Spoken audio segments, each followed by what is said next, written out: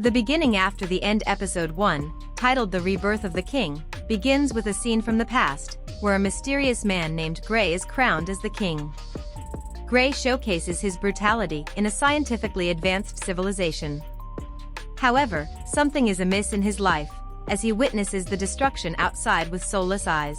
Suddenly, episode 1 shows Gray drowning in the abyss of his consciousness. A faint voice is heard as someone urges Gray to seek light in his new life. Gray then opens his eyes and finds two unidentified people peering at him from above. Gray discovers that those people identify him as their child and claim to be his parents. Suddenly, the missing pieces fall into the puzzle. Gray realizes he has been reincarnated in another world. In this new world, his parents have named him Arthur. Gray cannot fathom how, after attaining countless victories, he has been reduced to a mere infant. The beginning after the end episode 1 runs the narrative through Arthur's lenses, revealing his thoughts regarding the new world he has found himself in. However, Arthur grapples with new challenges, as he cannot maneuver freely with the body of an infant. That said, he commends his parents, Alice and Reynolds, who are performing their duties to ensure his safety. Although Arthur doesn't comprehend the basic human emotions of love and affection, he realizes that he's safe whenever he's with his parents. Yet, Arthur still faces difficulty in accepting his new life. He feels as if he's imprisoned in an infant's body. At first, Arthur wonders whether it's an extended dream. That's why he tries to wake up from the bizarre dream but fails to do so. Soon after, Arthur notices something strange. Episode 1 shows Arthur's father, Reynolds, performing magic. Arthur, who has never seen anything like it in his previous life as Gray, finds the move fascinating. As such, he wants to discover more about the new world. Reynolds demonstrates his sheer strength in destroying wild boars and other beasts, which Arthur stares at in amazement.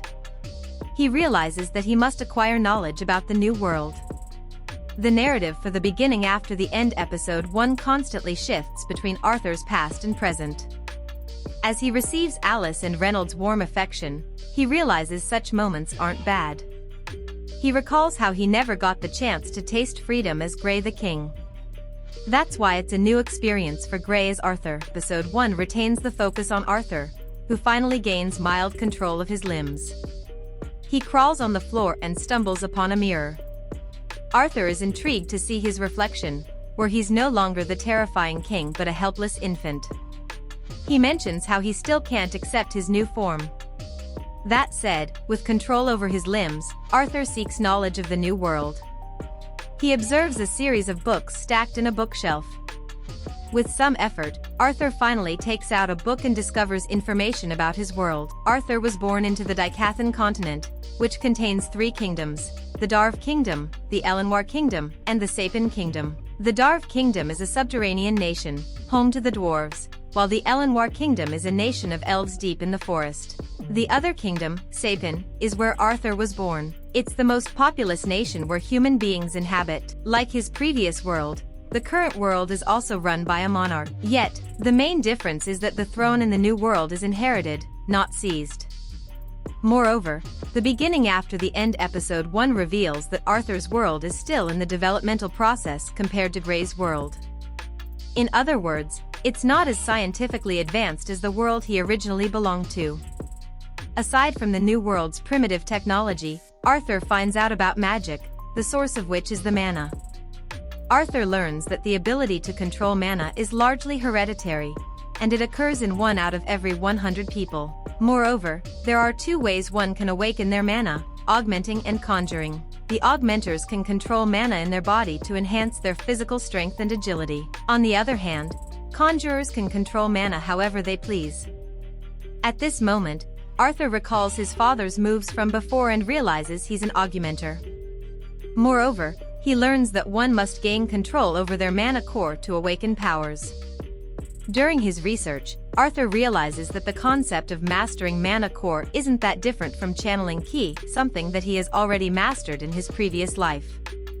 Thus, he begins to focus on tapping into his mana core. Yet, his mother, Alice, picks him up before he can focus on that. A few days later, Alice is mortified to see that Reynolds is teaching Arthur swordsmanship.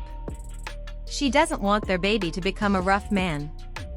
Seeing Alice rebuking Reynolds, Arthur wonders whether the new world is based on a matriarchy. Some days later, Alice takes Arthur out to the town. Arthur is mesmerized by the new world. Coming to the town provides him with vital information on how the world operates. One shifts to Alice, who is slightly morose about the fact that Arthur has never truly smiled. Yet, she observed how the boy's eyes glistened when he was in town. She knows that when Arthur grows up, he will embark on adventures. However, she would like the boy to have a more peaceful life. The next day, Arthur watches his father practice his augmenting skills. As such, he wants to try controlling his mana core.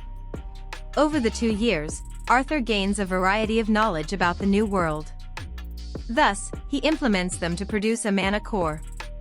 Countless fragments of mana course through his body and are focused into a single point. The narrative momentarily shifts to Alice and Reynolds, who are outside. Suddenly, the house behind them explodes with a loud bang. Alice and Reynolds are horrified when they realize that Arthur is inside. Yet, as soon as they enter the ruined house, they notice their 2-year-old boy hovering in the air, with his mana core awakened. Arthur lands on the floor and is about to go toward his parents when the ceiling above him begins to fall. Reynolds and Alice dash toward Arthur to protect him from the falling ceiling. Alice embraces the boy from danger while Reynolds uses magic to throw the debris away. The beginning after the end episode 1 then shifts the focus to Arthur, who cannot fathom why his parents are crying even though they have performed their duties as parents. He recalls memories from his previous life, where he never received such affection. Even though he has read tons of books on literature, he has yet to learn about that emotion. The beginning after the end episode 1 ends with Arthur uncontrollably crying in his parents' embrace, all the while wondering what exactly the emotion he's going through is. After the end, episode 2 commences with a scene from Arthur's past life as King Grey, where the royal council judges an emissary guilty of trying to harm the king's life. As per the law, the man should be executed. Yet, the council shows mercy and wishes to send him and his family to their homeland, where they will await sentencing. However, the emissary begs King Grey to spare his wife and children, since he's the only one at fault. The man mentions that returning home would be worse than death. However, he's ready to accept it as long as his family is spared. However, the man's words do not reach Grey's ears, as he brutally executes the man's wife and son in front of his eyes. Grey's action surprises the royal council, who think the king has shown the highest form of mercy. With tears in his eyes, the emissary coldly stares at King Grey before thanking him. Following the brutal opening scene, the narrative for the beginning after the end episode 2 shifts to Grey's new life as Arthur and Sapin. Arthur has grown slightly as he can now wield a wooden blade. His father, Arthur Leywin, teaches him the art of swordsmanship.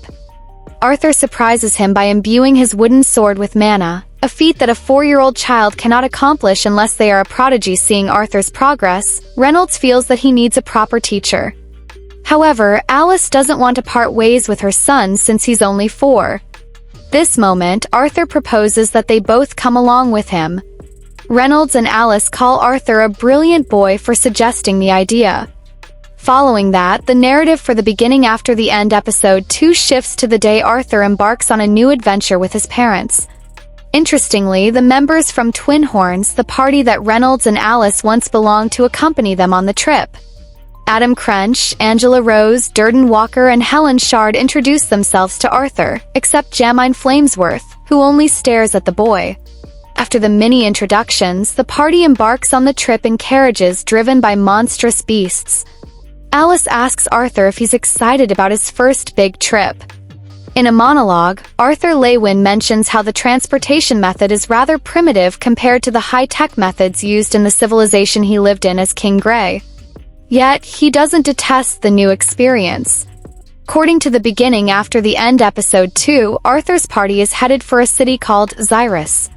Since it's a long trip, the party decides to rest for a while. However, every moment has its challenges. As soon as Adam and others rest, several wild beasts surround them. The beginning after the end episode 2 shows Adam and others from the Twin Horns party eliminating the monsters. Arthur analyzes the battle from afar and realizes that Adam, Helen, and Jasmine are augmenters, while Angela and Durden are conjurers. Seeing them fight so efficiently against the wild beasts, Arthur feels he must become like them soon. At any rate, the monster hunt proves fruitful for the party as they secure food for the night. The sun sets and the night sky envelopes the green meadows, where the party prepares dinner. Alice notices an injury on her husband Reynolds' arm, so she wants to heal him. However, Helen and others tell her to wait for a moment. After examining the surroundings, they tell Alice that it's fine for her to use her powers. According to the beginning after the end episode 2, Alice belongs to a special type of mage called an emitter, who has healing powers. Since emitters are rare and valuable, their skills make them susceptible to danger. That's one of the reasons why Reynolds and Alice were living in the country, so they could remain anonymous. After dinner, Adam Kresh suggests that he and Arthur should have a sparring contest. Arthur wonders whether he has forgotten about the fact that he's only 4 years old. Adam gives him a wooden sword to start the match. The red-haired warrior imbues his sword with mana and charges at Arthur, who evades his attack. Interestingly, the boy uses 2 types of magic on himself to increase his strength and agility. However, it's still not enough to defeat Adam because his 4-year-old body doesn't permit him to follow his mind. As a result, he falls short of attaining victory. Yet, Arthur gets praise from Adam, who wonders what kind of extraneous training Reynolds has put the boy through.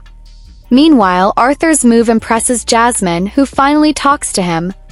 She wants the boy to teach her the move. The beginning after the end episode 2 then continues Arthur and the party's trip and shows still moments from their journey. While at that, Arthur continues his training and teaches Jasmine his movement. As a sign of gratitude, the girl gifts him a dagger. Arthur realizes that Jasmine has taken a liking to him. Then one day, during their journey to Xyrus, Arthur and others are attacked by bandits. Reynolds and the Twin Horns members try their best to fend off the bandits' attacks, but their numbers prove too much for them. As such, Reynolds suggests that Arthur should take his mother and run away somewhere. However, Arthur doesn't want to leave his father behind. This moment in the beginning after the end episode 2, Reynolds reveals that Alice is pregnant. Arthur finally understands that he must protect his mother. Reynolds assures the boy that he will find them soon.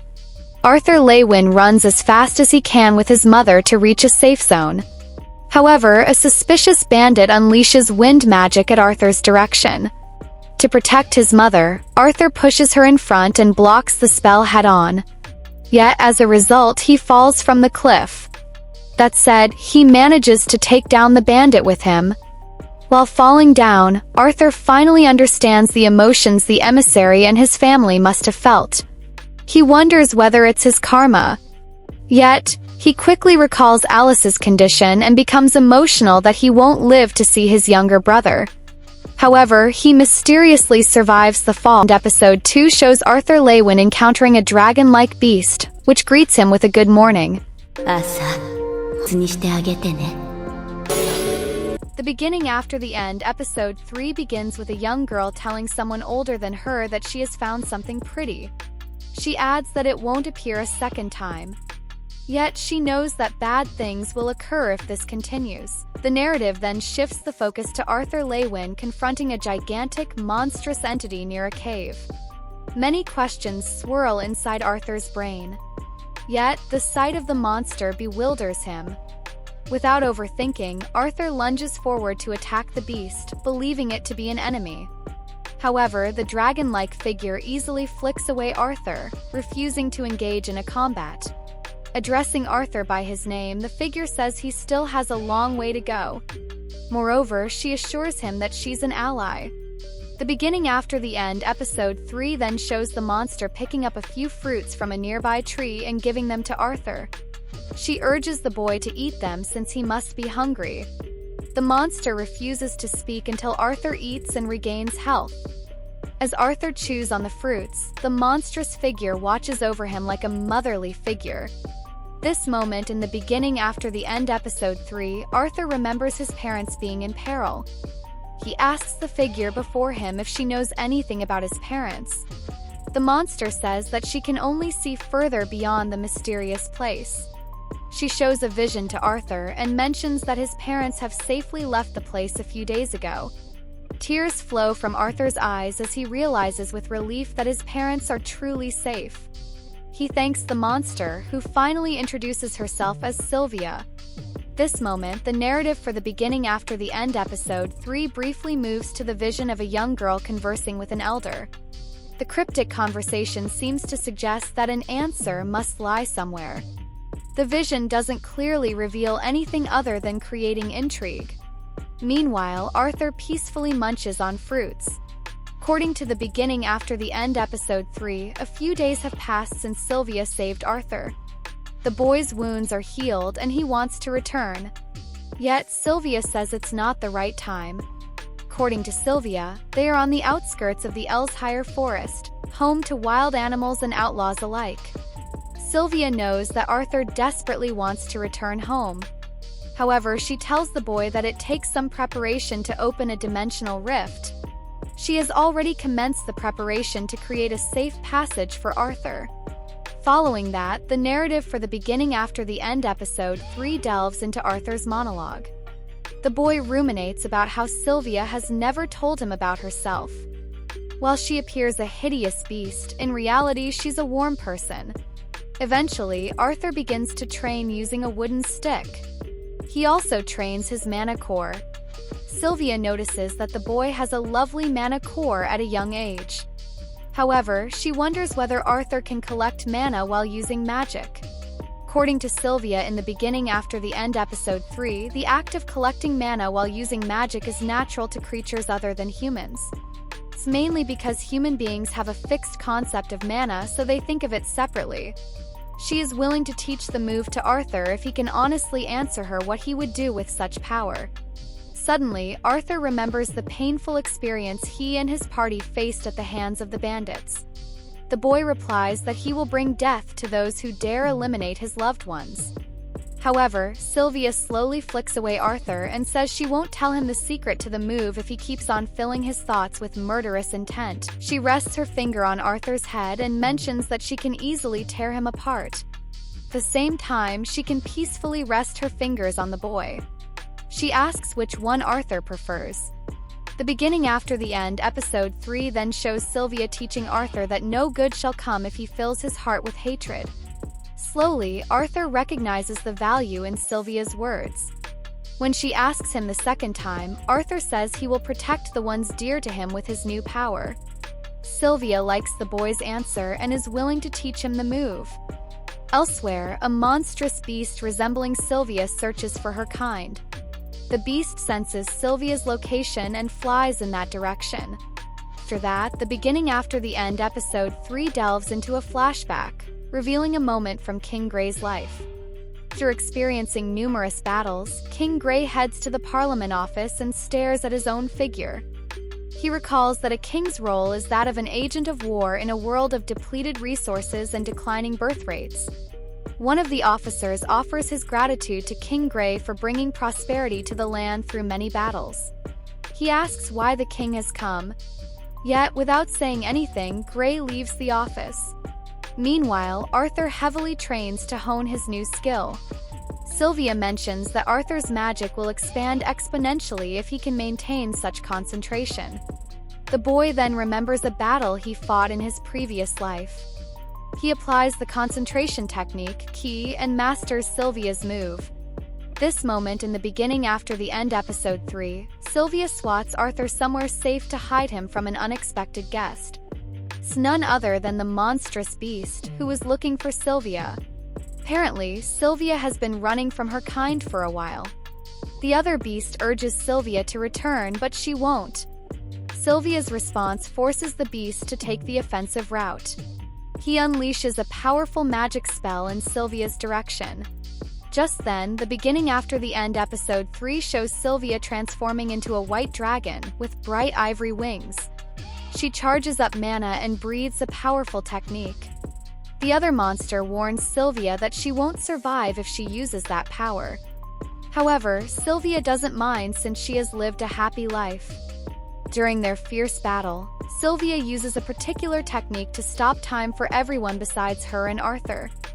She asks Arthur whether she now looks more like Sylvia. Undoubtedly, Sylvia's true form has Arthur stunned. The boy realizes that Sylvia has been a dragon all along. This moment in the beginning after the end episode 3, Sylvia gives Arthur an egg-like object and a feather. She urges the boy to keep the object wrapped in the feather. In addition, she channels a new power into Arthur, which creates an ornate mark on the boy's limbs, akin to the one Sylvia has on her neck. The beginning after the end episode 3 reveals that Sylvia is gravely wounded. She tells Arthur that she doesn't have much time left. Yet before that, she wants to open the dimensional rift for the boy to escape. She apologizes for not being able to create a portal directly to his home. Moreover, Sylvia reveals that she could have easily opened the portal before. Yet, she wanted to spend some time with the boy. Meanwhile, Arthur weeps for not being able to help Sylvia when she is hurt. He recalls how Sylvia has been like a mother to him. Since he already has a mother, she calls Sylvia her grandmother. Hearing Arthur call her grandmother makes Sylvia emotional, as she wants to hear it over and over. Finally, she sends the boy somewhere safe and closes the portal. Time finally runs its usual course, as the other dragon regains consciousness. Sylvia then uses another powerful beam at her kin. Unfortunately, the episode doesn't show Sylvia's final fate, as only an explosion is heard. Meanwhile, Arthur finds himself in the woods. He recalls Sylvia's final words and tears begin to flow from his eyes. The boy grabs the parting gifts from Sylvia and searches for a route home. This moment, he hears something. The beginning after the end episode 3 ends with Arthur sensing someone nearby. Picking up the events from the previous installment, the beginning after the end episode 4 commences with Arthur Leywin venturing deep into the woods after hearing the shrill cry of a young girl. After stealthily approaching the voice, he sees a group of bandits taking an elven girl to a carriage to sell her in the slave market. Arthur then overhears one of the bandits asking their boss whether they have hit the jackpot. The boss replies that the elf girl will fetch them a lot of money. Suddenly, Arthur remembers his horrific experience with the bandits. He's almost consumed by rage as he wants to eliminate the enemies before him. However, the boy suddenly recalls Sylvia's wise words about how one shouldn't show haste in anger. Therefore, he decides to follow the bandits instead and bide his time. He wants to see if he can find the human settlement nearby. The beginning after the end, episode 4, then shows Arthur concentrating on his mana while waiting for the bandits to make their move. The sun sets and the night sky envelopes the deep forest, where Arthur Leywin keenly focuses on his enemies. Interestingly, he notices a pack of wild hounds chained with mana. According to the beginning, after the end episode 4, those mana-fused chains have tamed those wild beasts. At this moment in the beginning, after the end episode 4, Arthur decides to take the offensive route. At first, he uses a few pebbles to rouse the hounds. Hearing the beasts howling, one of the bandits appears.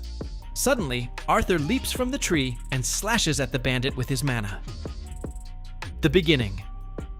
After the end episode 4 shows Arthur Leywin's fury as he decimates the bandits one by one. Finally, he faces the boss, who wants to capture Arthur alive and sell him for a good fortune. However, Arthur weaves a fascinating strategy to plunge a knife into the man's forehead. After eliminating the bandits, Arthur approaches the carriage and frees the young elven girl.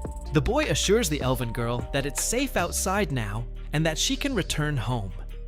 However, the girl is more curious about Arthur's well-being. In fact, she asks him what happened to her kidnappers. Arthur quickly covers the corpses with sheets and tells the elf girl that kids shouldn't see something like this. Interestingly, the elf girl reminds Arthur that he's a child too. Nevertheless, Arthur wants to head back and reunite with his parents. However, he discovers that the elf girl has lost her way while chasing some bugs. As a result, she doesn't know how far the bandits have brought her. While Arthur thinks it's slightly unreasonable, he supposes that's what children are typically like. At this moment, the beginning. After the End episode 4 teases King Grey's past, where he seems confined in a large room with only a window. He realizes that he cannot leave the child alone. Just then, Arthur notices the hounds and wonders what to do with them. The elven girl says they should set them free. Although Arthur thinks it's a bad idea, the young girl reminds them that they were only used by the bad guys. The elf girl's kindness brings a smile to Arthur's face as he decides to find her home. The beginning. After the End episode 4 then shows Arthur Leywin embarking on a journey with the elven girl, who introduces herself as Tessia Erelith. After traversing the thick Elsha forest for a while, Arthur and Tessia stop by a rather safe area to have some food. However, Tessia doesn't like Arthur's prepared food as she wants something sweet. At this moment, she strikes up a conversation with Arthur and asks him why he has come to the forest of Elshire. The boy says that he has gotten separated from his family. Likewise, Arthur asks Tessia about the land of the elves, Elenoir. The elf girl reveals that it's a fascinating place. She adds that her parents are mostly busy, so she spends a lot of time with her grandfather and caretakers. Meanwhile, Arthur realizes that the trip to Elenoir is taking longer than he anticipated. At this moment in the beginning after the End episode 4, Tessia plays with a few glowing bugs. When Arthur inquires her about it, she asks the boy whether he wants one. Arthur wonders if that's how children usually play. Meanwhile, Tessia reveals that she looks forward to training at her master's place once her mana awakens. Arthur realizes that the elves don't go through organized education, but they get assigned a master. While strolling through the forest, Arthur senses one of the hounds following them. However, he remains calm. Meanwhile, at night, Arthur decides to stay on guard outside their tent. Yet, Tessia wants the boy inside the tent because she's scared of ghosts. Even though she doesn't outright reveal her fear, she implies it through her behavior. Inside the tent, Tessia talks about the human kingdom with Arthur. She recalls hearing somewhere that all human men are perverts who have many wives. Arthur explains that it's usually certain aristocrats. He adds that there must be many pervert elves in her kingdom as well. Interestingly, Tessia falls asleep before she can discuss it further. The beginning after the End, episode 4, then shows Arthur and Tessia recommencing their journey to the Elenoir. The former realizes that the elf girl has become more comfortable around him. Arthur wants to find her home soon, so that he can return to his parents. Yet, suddenly, he's struck with a sharp pain in his chest. He wonders what it's all about. At this moment, Arthur sees the hound from before. The beast drops a dead pig in front of Arthur and leaves. When Arthur asks Tessia about it, she mentions that the hound has probably repaid them for saving its life. At night, Arthur and Tessia cook a sumptuous meal. The boy realizes that children do need meat for nourishment. The next day, Arthur and Tessia resume their journey and reach a glowing tree. Tessia's eyes widen with relief since it's the portal to the land of the elves, Elenoir. In the post-credit scene, the beginning after the End episode 4 shows Arthur and Tessia being teleported to the elven land. However, the guards apprehend Arthur. Interestingly, Tessia bears a conflicted expression on her face. The episode ends with Arthur wondering whether he has fallen.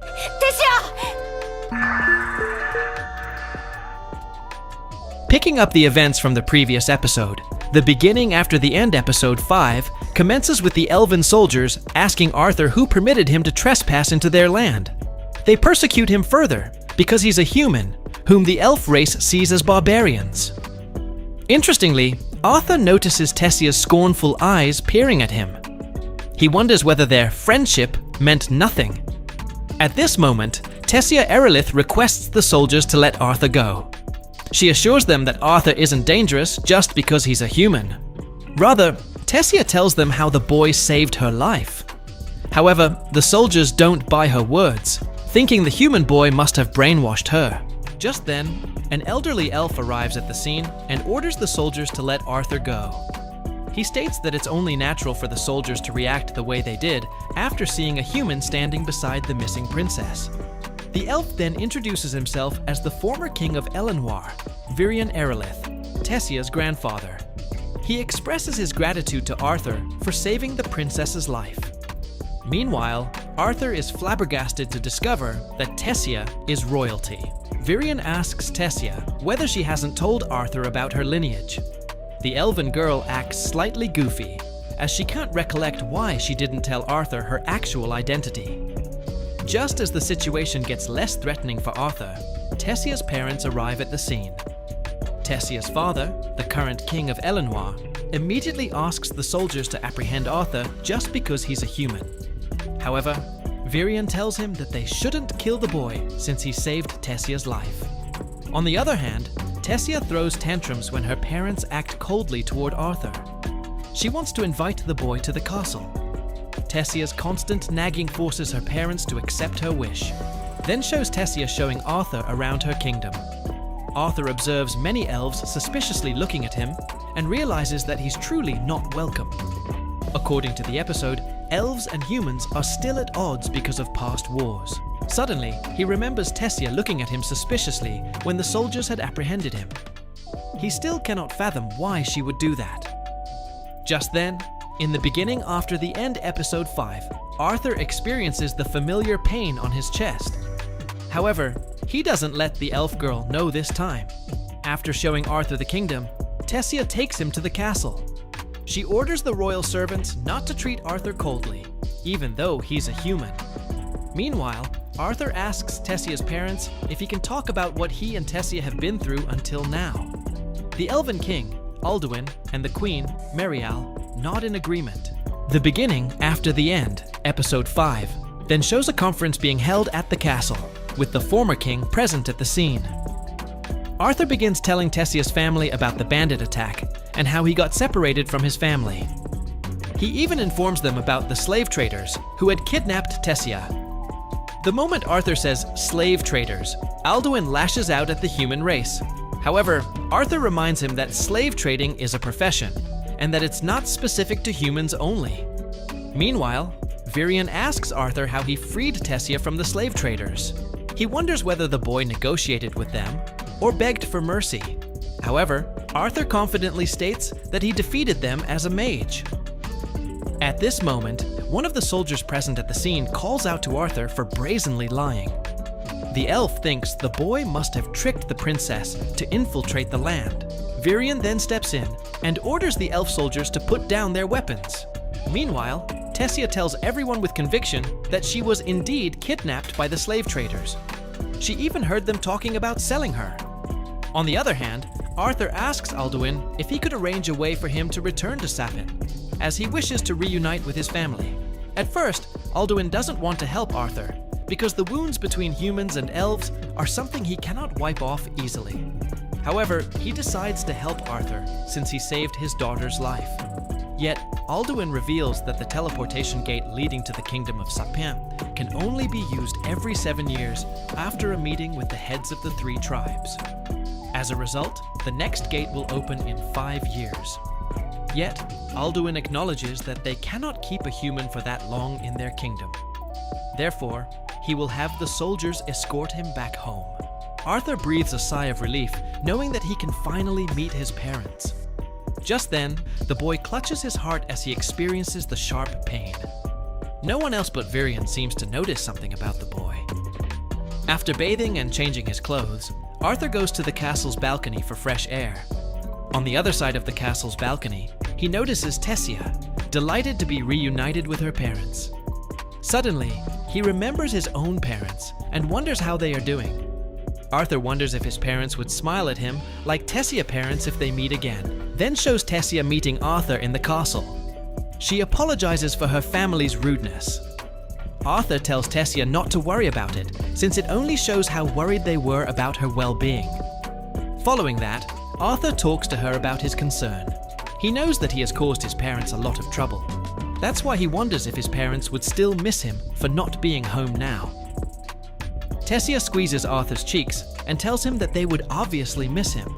She mentions how she has already started missing him since he's going home. To lighten the mood, Tessia shows him a firefly bellflower. The beginning after the end, episode 5, then shows a delightful scene as several firefly bellflowers gather to illuminate the garden. Yet, the peaceful scene is suddenly disrupted by someone shooting something in Tessia's direction. Arthur intercepts the attack at the final moment and discovers Virion on the other side. According to the beginning after the end episode 5, Virion wants to test Arthur's capabilities. Arthur realizes that there's no way out without accepting the challenge. He demonstrates his impressive powers as a mage. While Virion's overwhelming strength poses a tough challenge for him, he manages to land a hit on the elderly elf. Arthur says that he's honored to face such a powerful elf. Virion tells Arthur that he should become his disciple. Arthur can't understand whether or not he is joking. Furthermore, he tells Virion that he has yet to inform his parents that he's well. Virion then assures Arthur that there's a way for him to tell his parents that he's still alive and well in the Elenoir kingdom. Just as he says this, Arthur experiences another bout of pain in his chest. Virion realizes that his suspicions were true. Arthur has inherited beast will. The beginning after the end episode 5 ends with Virion advising Arthur to become his disciple, or else he will die. And that into a trap. Episode 6 begins with Arthur Leywin confronting a horrifying figure in his nightmare. He wonders whether the monster is a manifestation of his anxieties or his heavy responsibilities. At this moment, Tessia wakes him up from his dream. Arthur, who is still in a sleepy state, wonders where the monster went. Tessia gets aggravated by such comments. She then pulls him from the bed and tells him her grandfather is waiting for him. Tessia also asks Arthur if he's staying here. Arthur replies that he's not sure. Yet, he believes he will be certain once he returns from his outing. Tessia's parents urge Virion to reconsider letting Arthur stay in the kingdom since he is a human. Alduin says it's against the kingdom's code if they let the boy stay. However, Virion firmly reminds him that he's only fond of the child. Tessia overhears his parents' outburst and tells them that Arthur saved her life twice. When things get slightly heated between Tessia and his father, Virion intervenes. He snaps at Alduin and tells Arthur to get in the carriage Virion is taking Arthur to his mysterious friend to help establish contact with his parents. During the journey to their desired location, Virion tells Arthur about how Tessia has grown up surrounded by superficial friends and family. She never had any friends who could make her smile. However, Virion is glad that Tessia can smile when she's with Arthur. That's why the veteran elf is grateful to the boy. After some time, they reach the location. Arthur wonders who this mysterious friend must be, for whom even the former king of Elenoir has to come all the way. Virion barges at the door in a rather rash manner. At this moment in the beginning after the end episode 6, an aged elf woman opens the door. Virion introduces her as Rhynia Darkasan, his old acquaintance. Virion mentions that Rhynia is a special mage. Arthur doesn't recollect special mage being in any defined category, so he concludes that Rhynia must be like her mother. At Rhynia's request, Arthur and others enter her house. Arthur Leywin looks around the house's interior and finds multiple books decked in shelves. Meanwhile, Rhynia mentions that she's a seer. She looks intently at Arthur and realizes the boy is hard to read. As a result, she can only read fragments of his past and future. However, she discovers that Arthur only wants to contact his parents, not read his future. At this moment, in the beginning after the end episode 6, Rhynia places a bucket of water in front of Arthur and tells him to imagine his parents vividly. Arthur follows Rhynia's instructions and closely recalls his parents' appearance. Meanwhile, the episode transitions to Alice and Reynold having dinner somewhere. Alice looks glum as it's Arthur's birthday, and he's not with them. The beginning after the end episode 6 reveals that Reynolds and Alice still blame themselves for Arthur's ill fate, months after finding a place to live in Xyrus. At this moment, they hear Arthur's voice from above. Arthur speaks directly to his parents through Rhynia's seer powers and tells them not to worry about him. Although he doesn't elaborate on how he survived, he mentions that he's in the kingdom of Elenoir. Furthermore, Arthur reveals that he will have to stay back in the kingdom for a while due to a complication in his body. Yet, he assures them that he will return to them once he recovers. Also, he urges them not to blame themselves anymore for what has happened. Arthur Leywin's voice fills Alice and Reynolds' eyes with tears as they rest assured, knowing their boy is still alive. Meanwhile, Arthur also becomes emotional. He swears not to make his parents sad anymore. Thus, he tells Virion that he's ready to become his disciple. After returning to the castle, Tessia Erilith desperately implores her father, Alduin, to let Arthur stay. Aside from reminding him about how he saved her life twice, Tessia tells him that if they kick Arthur out now, others will think the elves are ungrateful. Tessia's earnest request finally changes Alduin's heart. However, he's still doubtful about the decision.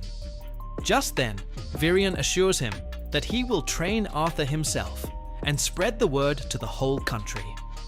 After that, Tessia's parents properly acknowledge Arthur and welcome him to their castle. Alduin mentions how sitting on the throne for a long time has made his mind conservative. Yet, he and Meriel request that Arthur consider the castle his own home. Following that, in the beginning after the end episode 6, Tessia takes Arthur to the town, where they meet Faerith Ivsard II, the son of a noble elven family. Faerith attempts to ridicule Arthur for being a human. In response, Arthur sarcastically apologizes and tries to leave. However, Faerith catches on to Arthur's sarcasm and challenges him to a duel. Yet, the duel ends in Faerith's humiliation, as he gets knocked out in one punch. Tessia sees the funny side of the incident and takes Arthur to show him more places around the town. Later, in the castle, Tessia asks Arthur if he's looking forward to the beginning of his training the next day. Arthur absent-mindedly says yes. Episode 6 then delves into a flashback where Virion bluntly tells Arthur that his training methods are harsh. He explains that a beast tamer's training can be compared to submerging oneself in boiling tar. Therefore, he hopes Arthur is prepared to endure the challenge. Back to the present, Arthur excitedly tells Tessia that he's ready to decide his own future. Tessia feels she should also start working hard so that she doesn't lose to Arthur. Following this, the episode shows the beginning of Arthur's training with Virion. In a monologue, Arthur speculates that his future will be something to look forward to. The beginning after the end episode 6 ends with a 3-year time skip scene, where Tessisa wakes up Arthur using her mana. They both look slightly older and taller. And that wraps up episode 6 of The Beginning After the End. Things are heating up fast, and Arthur's journey is only just beginning. After years of intense training deep in the elven forests, Arthur Leywin, no longer a child, but a young warrior forged through discipline and hardship, finally returns home. As the gates of the Hellstay estate open, Arthur walks in not just as a boy reunited with his family, but as someone destined to reshape the future of this world. His reunion with his parents is emotional, raw, and filled with joy. They can hardly believe the powerful young man standing before them is the same child they once carried in their arms. But the surprises don't stop there. The egg Arthur has protected since his time in the mysterious cave finally hatches, and what emerges shocks everyone. Sylvie, a majestic dragon-like creature with ancient eyes, is born. A bond deeper than words is instantly formed. Sylvie isn't just a companion, she's a symbol of Arthur's growth, a guardian spirit, and a powerful entity with secrets of her own. But Arthur's return also stirs the attention of the nobility. Vincent Helsty and others begin to notice just how extraordinary this young man has become. Not just in strength, but in poise, intelligence, and presence. Whispers begin. Rumors spread. Who is this boy with a dragon? What power does he wield? And why does he seem destined for something far beyond a noble's expectations? Even in this peaceful moment of reunion, tension brews under the surface. Because soon, Arthur will leave again, but this time, not for the forest. He's heading to Xyrus Academy, the elite school where power and politics intertwine, where status matters and the strong dominate. But Arthur isn't going there to fit in. He's going to rise, to challenge everything. And episode 7 is the calm before the storm.